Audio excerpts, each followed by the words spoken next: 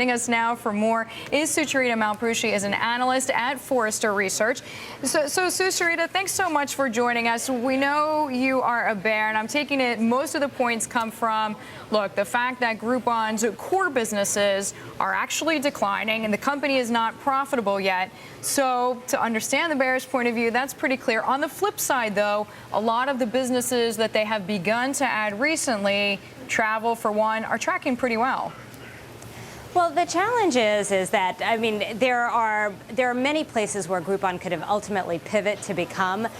There is no doubt that they absolutely need to transform the business because the fundamental core business of selling the discounted offers for local businesses is really challenged, and they're going to be challenged in getting new merchants, continuing to get those new merchants, and in trying to get those in a profitable fashion. So that's really one of the biggest challenges here. The pop doesn't surprise me. I think a lot of people expected that on opening day there would be a pop. Let's remember that they brought the valuation down from twice what it was to begin with. So it's still not where they thought it would be, but you know, that's not surprising to see a pop. Even Pets.com had a pop on its opening day years ago. So.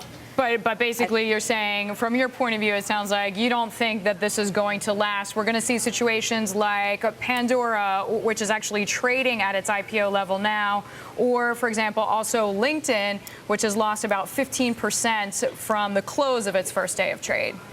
Well, typically what we expect is that the shorts are going to come out at some point. I mean, there are a lot of shorts on this stock, and it usually will likely happen after today.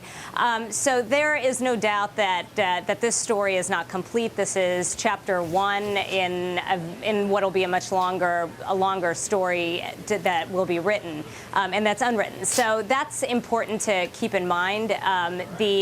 The hard work for the company actually begins after this date because they have their earnings that they'll have to prove out that the valuation that it currently isn't a complete fabrication, or it's not completely overvalued, which I think is where the market currently, is seemingly saying that that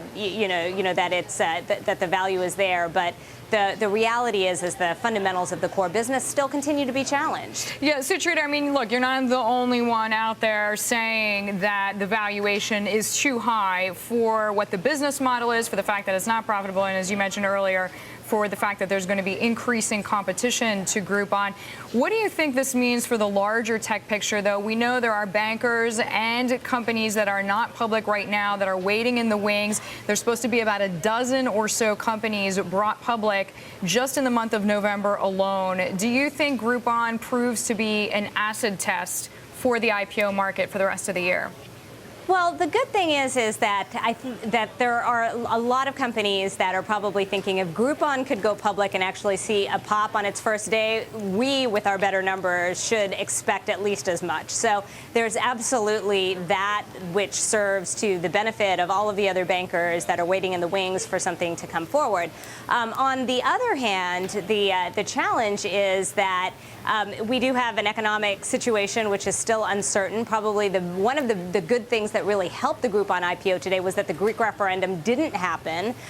So there was a little bit more security, with what was going to happen globally and the macro markets. But there's still a lot of uncertainty. If we get into another double-dip recession, if we have a lot of softness in consumer spending, there are probably, quite a few valid concerns around whether or not there's fundamentally a market that can support even more IPOs. Groupon was a little bit of an exception because it was so hyped and because there were so many expectations around, when is it going to happen? Right. What's the opening price going to be? And are we going to see that pop or not? And we know the bankers certainly kept supply in line, only floating about 5.5% of the company. Sucharita, thank you so much.